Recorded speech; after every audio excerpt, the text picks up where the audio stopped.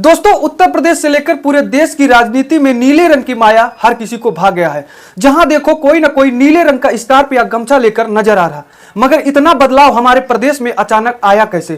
क्योंकि 2012 से 17 के बीच में लाल और हरे रंग का प्रचलन था और 17 के बाद 2026 यानी कि आज तक भगवे रंग का प्रचलन था। तो फिर अचानक के बीच में नीले रंग का प्रचलन इतना तेजी से कैसे बढ़ गया, जो कि वर्तमान में बहुजन समाज पार्टी की हमारे उत्तर प्रदेश में सरकार भी नहीं है, फिर भी नीला रंग इतना फेमस कैसे हो गया अचानक?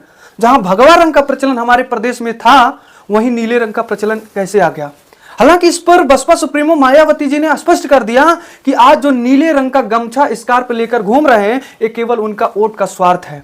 लेकिन साथियों, इसके साथ साथ मायावती जी ने कल उत्तर प्रदेश की राजधानी लखनऊ में प्रेस कॉन्फ्रेंस के दौरान एक ऐसे सच्चाई को सभी के सामने लाकर पेश कर दिया जिसे हर किसी को सुनने की जरूरत है।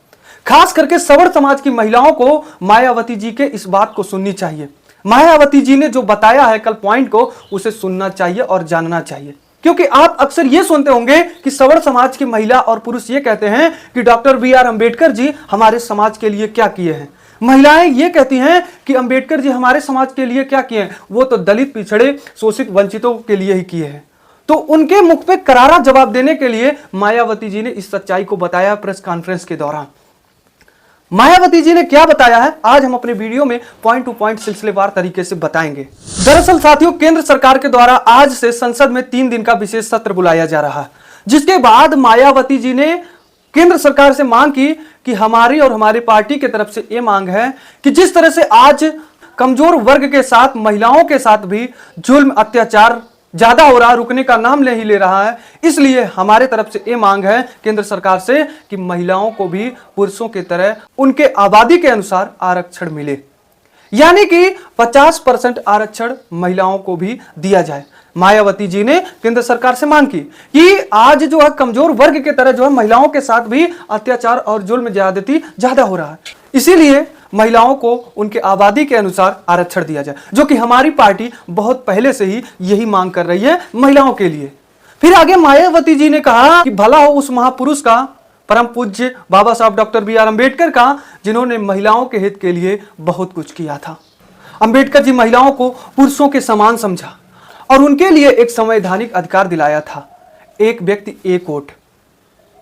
यानी कि बाबा साहब महिलाओं को भी पुरुषों के समान समझा था। यह नहीं कि केवल दलित और पिछड़े समाज की महिलाओं को नहीं, बल्कि सर्व समाज की महिलाओं को उनका अधिकार दिलाया था, उन्हें पुरुषों के समान समझा था। जिसके बाद बाबा साहब ने एक संवैधानिक अधिकार दिलाया था, एक व्यक्ति एक वोट, यानी कि चाहे पुरुष हो या महिला हो, सबका अधिकार उनके अनुसार मिलना चाहिए। अब साथियों, बात कर लेते हैं उस पॉइंट का जो मायावती जी ने प्रेस कॉन्फ्रेंस के दौरान बताया और सुनने के बाद लोग चकित हो गए।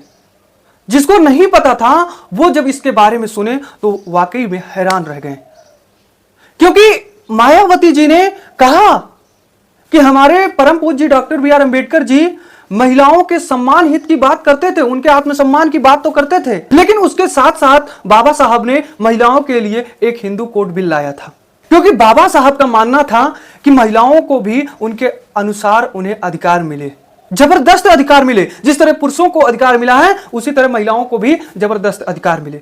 जिसके बाद ही बाबा साहब ने इस बिल को लाया था। लेकिन दुख की बात यह है कि बाबा साहब ने इस हिंदू कोड बिल को लाया था, लेकिन पास नहीं होने दिया गया था, क्योंकि उस समय सामंतवादी विचारधारा के लोग ज्यादा थे, जातीय मानसिकता के विचारधारा के लोग ज्यादा थे, और वो लोग इस बिल को पास नहीं होने दिए थे। जब इस बिल को पास नहीं होने दिया गया था, बाबा साहब डॉक्टर बी.आर. अंबेडकर जी प्रथम कानून मंत्री पद से इस्तीफा दे दिया था। सोचिए, अब सवर्ण समाज की महिलाओं को इस पर सोचने और समझने की जरूरत है कि आपके लिए, आपके अधिकार के लिए बाबा साहब ने कानून मंत्री पद से इस्तीफा दे दिया था। आज सोचिए, क्या कोई व्यक्ति किसी और के स्वार्थ के लिए अपने पद से इस्तीफा दे सकता है? किसी भी विभाग में छोटी नौकरी कर रहा है, क्या वह अपने पद से इस्तीफा दे सकता है? नहीं देगा। लेकिन बाबा साहब सर्व समाज की महिलाओं के लिए कानून मंत्री पद से इस्तीफा दे दिया था, जिसे आज मायावती जी ने ही जिक्र कर दिया प्रेस कॉन्फ्रेंस के दौरान कि कांग्रेस की सरकार उस समय थी। आज कांग्रेस बाबा साहब के सम्मान की बात करती है, महिलाओं के हित की बात करती है, वर्तमान सरकार करती है। लेकिन उस समय बाबा साहब ने महिलाओं के लिए जो अधिकार लाया था हिंदू बिल कोड, इसे जो है अस्वीकार कर दिया गया था। बाबा साहब को भारी दुख हुआ और मंत्री पद से इस्तीफा दे दिए थे बाबा साहब। अब साथियों बात कर लेते हैं हिंदू कोड बिल में ऐसा क्या क्या प्रावधान था, व्यवस्थाएं थी जिसे बाबा साहब ने लाया था और इसे स्वीकार नहीं किया गया था, जिसके बाद बाबा साहब ने कानून मंत्री पद से इस्तीफा दे दिया था। अब हम जिक्र कर लेते हैं कि आखिर में इसमें क्या क्या चीजें थी। तो इसमें कई बदलाव के प्रस्ताव थे, जिसमें से पहला था महिलाओं को पुरुषों के बराबर कानूनी अधिकार मिले। यानी कि पहला यह पॉइंट था उसमें कि महिलाओं को जिस तरह से आज पुरुषों को अधिकार मिला उसी तरह महिलाओं को भी अधिकार मिले।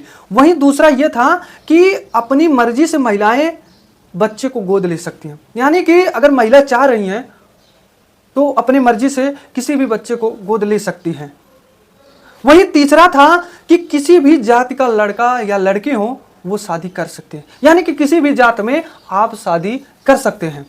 वहीं चौथा पॉइंट ये था कि पति पत्नी एक समय में एक ही विवाह कर सकते हैं। देखिए कितनी अच्छी व्यवस्था बाबा साहब ने बनाया था, उस हिंदू कोड बिल में लाया था बाबा साहब ने उस समय कि केवल एक समय में पति पत्नी केवल एक ही विवाह कर सकते हैं, दो विवाह नहीं कर सकते हैं। वहीं पांचवा पॉइंट था पिता की मृत्यु के बाद पुत्र की तरह पुत्रियों को भी संपत्ति में अधिकार हो। सोचिए कि बाबा साहब ने कहा कि अगर पिता की मृत्यु हो जाती है तो जिस तरह पुत्र का अधिकार होता है उस संपत्ति पर, उसी तरह पुत्रियों का भी अधिकार रहे संपत्ति पर पिता की। वहीं छठा पॉइंट यह था तलाक देने की स्थिति में पति से पत्नी को आर्थिक सहायता लेने का अधिकार, यानी कि अगर तलाक होता है तो पत्नी अपने पति से आर्थिक सहायता ले सकती है, यह उसका अधिकार रहेगा। वहीं सातवां पॉइंट यह रहा नौकरी कर रही गर्भवती महिलाओं को 6 महीने का अवकाश तनख्वाह सहित। यह पॉइंट हर महिलाओं को समझने की जरूरत है, जो कि सच्चाई है, आज होता भी यही है। बाबा साहब ने उस हिंदू कोड बिल में लाया था कि महिलाएं अगर गर्भवती हैं तो 6 महीने छुट्टी ले सकती हैं, अवकाश ले सकती हैं और उनका तनख्वाह नहीं कटेगा, वो तनख्वाह के साथ छुट्टी ले सकती हैं। वहीं 8वां पॉइंट यह था विधवा को दोबारा शादी करने का अधिकार, यानी कि अगर विधवा महिला है वह अगर शादी करना चाहती है तो दोबारा शादी कर सकती है। वहीं 9वां पॉइंट यह था कि अगर कोई महिलाओं को प्रताड़ित करता है तो उसे कठोर दंड दिया जाएगा, यह अधिकार होना चाहिए, 9वें पॉइंट में था। वहीं 10वां पॉइंट यह था पुत्र की हैसियत पुत्री के बराबर और पत्नी की हैसियत पति के बराबर, यानी कि पुत्री की हैसियत पुत्र के बराबर होगी और पत्नी की भी हैसियत पति के बराबर होगी। ये 10वां पॉइंट था उस हिंदू कोड बिल में जिसे बाबा साहब ने लाया था। और सामंतवादी विचारधारा, जाति मानसिकता में गुलाम व्यक्ति, जाति मानसिकता में गुलाम लोग इस बिल को अस्वीकार कर दिए थे। बाबा साहब ने सोचा यार इतने अच्छे पॉइंट को मैंने लाया और इसे अस्वीकार कर दिया जा रहा, हमारे देश का क्या होगा। जिसके बाद बाबा साहब ने सोचा कि अगर ये बिल नहीं पास हो रहा तो मैं कानून मंत्री पद पर रहकर क्या करूंगा। हुआ क्या, बाबा साहब ने इस्तीफा दे दिया।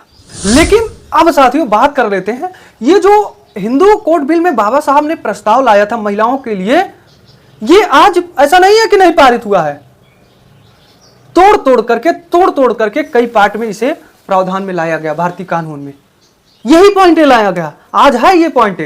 लेकिन बाबा साहब ने उस समय जब लाया तो लोगों को लगा ये तो बेकार है, ये हमारे समाज के लिए बेकार है, ऐसा क्या बिल होना चाहिए, ये कोई नहीं है, ठुकरा दिया गया था। लेकिन बाद में इसे पास किया गया टुकड़ों टुकड़ों में। सोचिए ये थे बाबा साहब। आज जो कहते हैं बाबा साहब क्या थे, संविधान के निर्माता, आपने सुना होगा बहुत से लोग कहते हैं कि संविधान के निर्माता BN राव है, बाबा साहब अम्बेडकर कुछ नहीं थे। अरे कभी बाबा साहब के इतिहास को पढ़िए तब आपको सच्चाई पता चलेगा कि बाबा साहब क्या थे। वैसे ही नहीं संविधान के निर्माता, संविधान के जनक बाबा साहब अम्बेडकर जी को कहा जाता है, ये थे बाबा साहब। तो साथियों यहीं पर खत्म करते हैं अपनी रिपोर्ट। इस पर आप लोग क्या कहेंगे कमेंट में जरूर बताइए। तो दीजिए ब्रजेश गुप्ता को इजाजत, मिलते हैं एक नई मुलाकात नई वीडियो के साथ।